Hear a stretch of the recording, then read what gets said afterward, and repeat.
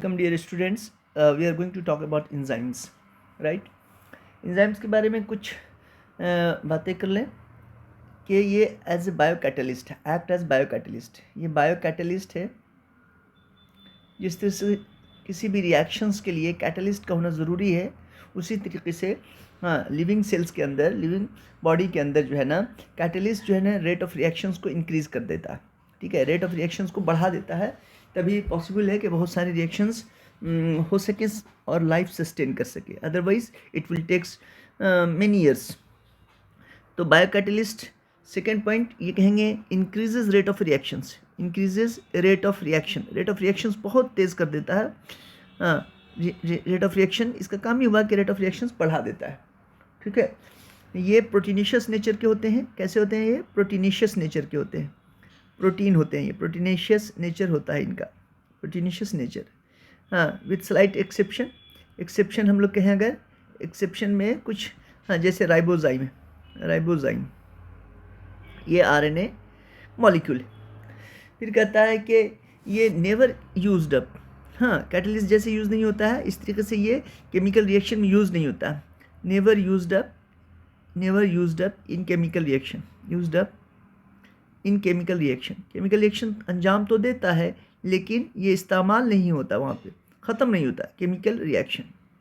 ठीक है, as it is फिर से वो अवेलेबल होता है दूसरा रिएक्शन करने के लिए।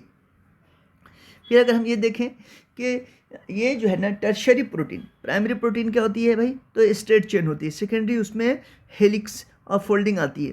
टर्शरी प्रोटीन, ये आपको याद रखना है, टर्शरी प्रोटीन जो होती हैं जो अपने ही बैकबोन बना करके फोल्डिंग ले लेती है। यानी सपोज़ कीजिए कि ये जो फोल्डिंग है ऐसे ऐसे, ये अपने ही बैकबोन से फोल्डिंग, तो ये टर्शरी प्रोटीन कहलाती है। ये टर्शरी प्रोटीन में मेनी क्रिविसेस बनते हैं। Tertiary protein form many crevices, many crevices, notch बनाते हैं, नोच, क्रिविसेस। ठीक है, यही नोच, सपोज़ कीजिए ये नोच बन पा रहा है। ठीक है, ये सपोज़ कीजिए हम ऐसे करके ऐसे नोच बना ले रहे हैं, तो ये जो नोच बन रहा है, ये नोच, यही क्रिविसेस या नोच कहलाता है।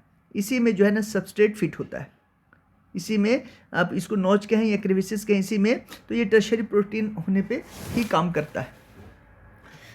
नेक्स्ट पॉइंट अगर हम ये कहें कि भाई ये एंजाइम्स जो है ना, ये कैटलिस्ट से लगभग सिमिलरिटी शो करता है बहुत सारी चीज़ों में, और कुछ डिसिमिलरिटीज़ है। डिसिमिलरिटीज़ में ये देखिए कि ये हाई टेम्परेचर पे ये कोगुलेट कर जाता है, ख़त्म हो जाता है। जबकि दूसरे कैटलिस्ट जो हैं केमिकल्स रिएक्शंस में वो सस्टेन करते हैं। प्लस इसमें स्पेसिफिसिटी बहुत इंपॉर्टेंट है। ठीक है, स्पेसिफिसिटी बहुत इंपॉर्टेंट है यहाँ केमिकल, ये बायोकैटलिस्ट में। बायोकैटलिस्ट एंजाइम जो है ना स्पेसिफिक होता है, स्पेसिफिक इन नेचर, ये इसके लिए खासियत है, specific in nature, specific in nature, right. और हम लोग इसमें ये देखते हैं कि जैसे ये काम कैसे करता है, ये इंपॉर्टेंट पॉइंट हुआ कि बाय लोअरिंग एक्टिवेशन एनर्जी। ऐसे सारे कैटलिस्ट काम करते हैं, bye lowering down the activation energy, activation energy, ये बहुत इंपॉर्टेंट पॉइंट होगा। सारे कैटलिस्ट ऐसे ही काम करते हैं और एंजाइम भी ऐसे ही करता है, activation energy, bye lowering down activation energy. ठीक है ना, ये इंपॉर्टेंट पॉइंट होगा। एक्टिवेशन एनर्जी जो है ना लोअरिंग करके ये जो है ना काम करता है। ठीक है, और नेक्स्ट पॉइंट है, कहता है कि अगर आप टेम्परेचर को बढ़ा रहे, टेम्परेचर का बहुत इंपॉर्टेंट रोल होता है यहाँ पे ये एंजाइम्स के लिए। तो अगर आप टेम्परेचर को डबल कर रहे हैं, डबल नहीं बल्कि आप ये कहिए कि 10 डिग्री सेल्सियस से 20 डिग्री कर रहे हैं, या 20 से 30 डिग्री कर रहे हैं, 20 डिग्री सेल्सियस डबल किया। ठीक है, तो यहाँ पे रेट ऑफ रिएक्शन जो है ना ट्वाइस हो जाएगा। रेट ऑफ रिएक्शन क्या हो जाएगा? Twice. Rate of reaction 2 fold हो जाएंगे, 2 टाइम्स हो जाएंगे, 2 टाइम्स। ठीक है ना, यहाँ पे 2 टाइम्स हो जाएंगे, 2 टाइम्स बढ़ जाएंगे, रेट ऑफ रिएक्शंस 2 टाइम्स बढ़ जाएंगे। ठीक है, मतलब every 10 degree increase in temperature, every 10 degree increase in temperature the rate of reaction increases by 2 times. यहाँ पे ये हम कहना चाह रहे हैं। ठीक है, यहाँ पे एंजाइम की फीचर्स हुए। उसके बाद हम लोग जो है ना इसमें एक छोटी सी चीज़ और डिस्कस कर लेते हैं कि सपोज़ कीजिए कि ये एंजाइम है, सपोज़ कीजिए कि ये एंजाइम है, ये एंजाइम है। ठीक है, ये एंजाइम, इंजाइम हो गया ये, और सबस्ट्रेट जो है ना इसी की तरह होता है, ठीक है। तो ये सबस्ट्रेट जो है ना यस, तो हम लोग कहेंगे कि यस, यहाँ पे आप ज़रा सा इस स्ट्रक्चर को हम लोग ऐसे कर लेते हैं, ऐसे, हाँ, इजी टू फॉर्म,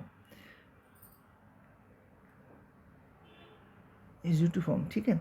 तो यहाँ पे अगर आप देखेंगे तो यस, यहाँ पे भी यस, ये इंजाइम हो गया, ठीक है। और यहाँ पे ऐसे यस, यहाँ पे सबस्ट्रेट जो है ना, सबस्ट्रेट क्या होगा, सबस्ट्रेट यही मॉलिक्यूल होगा ऐसे, जो इसमें आके फिट होना चाहिए, इसमें आके फिट हो जाना चाहिए। तो कहता है इंजाइम सबस्ट्रेट कम्प्लेक्स बना दिया, कम्प्लेक्स बना दिया। तो क्या होगा आफ्टर दिस क्या होगा कि ये इंजाइम जो है ना एज इट इज़ रह जाएगा। इंजाइम क्या होगा, एज इट इज़ रह गया, एज इट इज़, ठीक है। इंजाइम एज इट इज़ रह गया, और प्रोडक्ट जो है ना, ये इंजाइम है, और प्रोडक्ट चेंज हो गया। यही हमारा इसका पर्पस है, प्रोडक्ट, हाँ, ये हो गया, ठीक है। उसके बाद हम लोग क्या देखेंगे कि इंजाइम्स में हम लोग इंजाइम्स, सपोज कीजिए कि इंजाइम जो है ना ये एक प्रोटीन है। इंजाइम क्या है, ये प्रोटीन है, प्रोटीनिशियस पार्ट है इसका, ठीक है। ये प्रोटीनिशियस पार्ट है, प्रोटीनिशियस पार्ट, इसको हम एपो इंजाइम बोलते हैं। इसको क्या बोलते हैं, एपो इंजाइम। लेकिन कहता है कि इसके एक्टिवेशन के लिए एक नॉन प्रोटीनिशियस पार्ट लगता, नॉन प्रोटीनिशियस पार्ट लगता, जिसको हम कोफैक्टर कहते हैं। जिसको हम क्या कहते हैं, कोफैक्टर कहते हैं। और ये कोफैक्टर बहुत इंपॉर्टेंट होता है इसके एक्टिवेशन के लिए, तब ये एंजाइम जो है ना कंप्लीट होता है और ये अपने एक्शन के लिए रिस्पॉन्सिबल होता है। No, it is called as holoenzyme, ठीक है। तो देखिए, apoenzyme plus cofactor is equal to holoenzyme. इसको हम क्या कहेंगे, होलो, HOLO, हाँ, होलो एंजाइम। होलो एंजाइम जो है ना ये एक एक्टिव एंजाइम हुआ, otherwise it can't be A active, right. तो होलो एंजाइम जो है ना एक्टिव एंजाइम हो गया। अब देखिए, कोफैक्टर हम 3 तरह का पाते हैं, कोफैक्टर जो है ना 3 तरह का पाते हैं, हाँ, इसको समझना है आपको। देखिए, एपो एंजाइम प्रोटीनिशियस पार्ट को कहते हैं, कोफैक्टर नॉन प्रोटीनिशियस पार्ट को कहते हैं। नॉन प्रोटीनिशियस पार्ट जब प्रोटीनिशियस पार्ट में लगता है तब एंजाइम एक्टिव होती है, राइट। और इन दोनों को मिला के हम होलो एंजाइम कहते हैं, यानी होलो एंजाइम जो है ना ये एक्टिव एंजाइम को हम बोलेंगे। अब समझिए कोफैक्टर जो है ना, थोड़ा सा आप यहाँ पे इंपॉर्टेंस देखेंगे। कोफैक्टर जो है ना ये 3 तरह का होता है, ये 3 तरह का होता है। नंबर 1 प्रोस्थेटिक ग्रुप, ठीक है। दूसरा नाम है कोफैक्टर का नाम है कोएंजाइम। और तीसरी चीज़ जो आप यहाँ पे देखेंगे, मेटालिक आयन। तीसरी चीज़ जो पाएंगे आप वो है मेटालिक आयन। यहाँ पे हम लिख रहे हैं मेटालिक आयंस, ठीक है। तो no, one by one we will discuss this, ठीक है। अब देखिए, प्रोस्थेटिक ग्रुप जो है ना, इसके लिए आपको क्या क्या याद रखना है। प्रोस्थेटिक ग्रुप के लिए जो है आपको याद रखना है कि ये ऑर्गेनिक मॉलिक्यूल होगा, ठीक है, और टाइटली बॉन्डेड होंगे।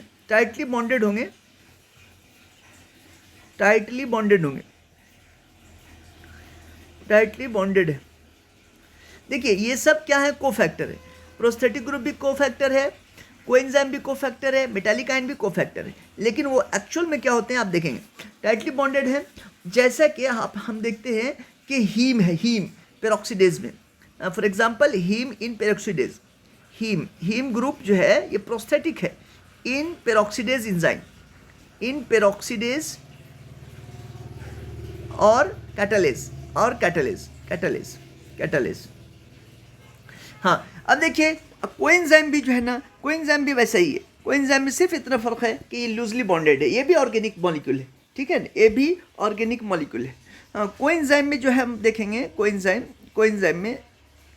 में जो है ना हम देखेंगे कि ये भी जो है ना ऑर्गेनिक मॉलिक्यूल है, और ये जो है ना लूजली बॉन्डेड है। ऑर्गेनिक मॉलिक्यूल है, ये लूजली बॉन्डेड है। ये इसमें फ़र्क कितना है कि लूजली बॉन्डेड है। और तीसरी चीज़ में हम देखेंगे, इसके जो एग्जांपल हम देखें वो NADP है, यस, इसके ये एग्जांपल हो गए, राइट। अब मेटालिक आयन की बात करें, देखिए मेटालिक आयन, ये तीनों चीज़ हम डिस्कस किया, ये coenzyme, prosthetic group, metallic ion, ये तीनों के तीनों जो हैं, ये तीनों ही जो है ना, ये क्या है भाई, ये कोफैक्टर मेटालिक आयंस के बारे में हम कहेंगे कि ये जो है ना, ये जैसे सपोज कीजिए मेटल्स होते हैं जो कोऑर्डिनेट बॉन्ड बनाते हैं, ठीक है, with side chain at active site के साथ, और सबस्ट्रेट से भी कोऑर्डिनेट बॉन्ड के साथ अटैच होते हैं। Form coordinate bond, form coordinate bond, coordinate bond, coordinate bond, ठीक है, कोऑर्डिनेट बॉन्ड बना रहा है, ठीक है, with side chain, side chain at active site, side chain at active site, active site पे, as well as active site, and also to substrate, and also to substrate, also to substrate। यहाँ पे देखिए interesting point हो गया कि substrate और अपने side chain के पास दोनों जगह इसके पास कोऑर्डिनेट बॉन्ड बन रहा है। हाँ, सबस्ट्रेट की भी बात कर रहे हैं हम और इसकी भी बात कर रहे हैं, साइड चेन दोनों जगह ये जो है ना कोऑर्डिनेट बॉन्ड बना रहा है। ये क्या बना रहा है? कोऑर्डिनेट बॉन्ड, कोऑर्डिनेट बॉन्ड बना रहा है, ठीक है ना। इसका एग्जाम्पल जो है ना हम लोग लेंगे, हाँ इसका एग्जाम्पल देखिए, इसका एग्जाम्पल जो है कहता है जिंक है, जिंक, जिंक जो है ना इन कार्बोक्सीपेप्टाइडेज, कार्बोक्सीपेप्टाइडेज, कार्बोक्सीपेप्टाइडेज, पेप्टाइडेज या अल्कोहल डिहाइड्रोजिनेज, या अल्कोहल डिहाइड्रोजिनेज में भी है, alcohol dehydrogenase, dehydrogenase, hydrogenase, dehydrogenase. Okay, thank you.